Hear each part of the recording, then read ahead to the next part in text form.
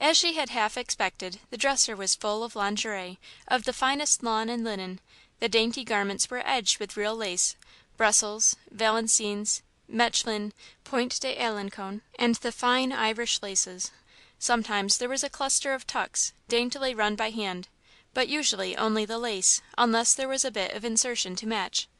The buttons were mother of pearl, and the buttonholes were exquisitely made. One or two of the garments were threaded with white ribbon, after a more modern fashion, but most of them were made according to the quaint old patterns. There was a dozen of everything. The dried lavender flowers rustled faintly as Ruth reverently lifted the garments, giving out the long stored sweetness of summers gone by. The white had changed to an ivory tint, growing deeper every day.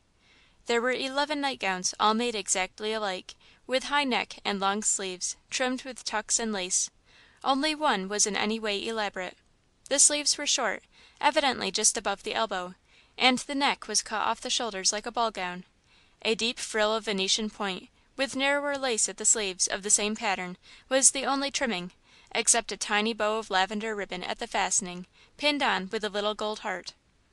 When Ruth went in, with one of the nightgowns over her arm, a faint colour came into Miss Ainslie's cheeks. "Did you find those?" she asked. "Yes," answered Ruth. "I thought you'd like to wear them."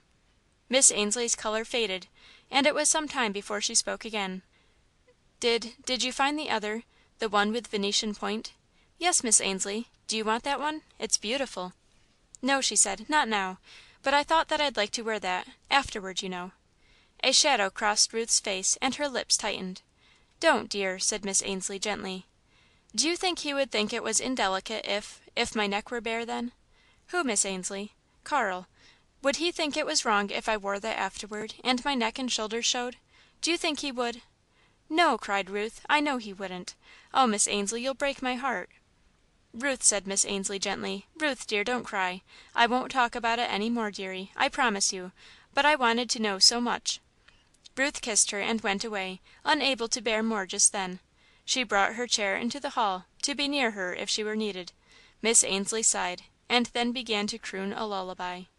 CHAPTER XVII.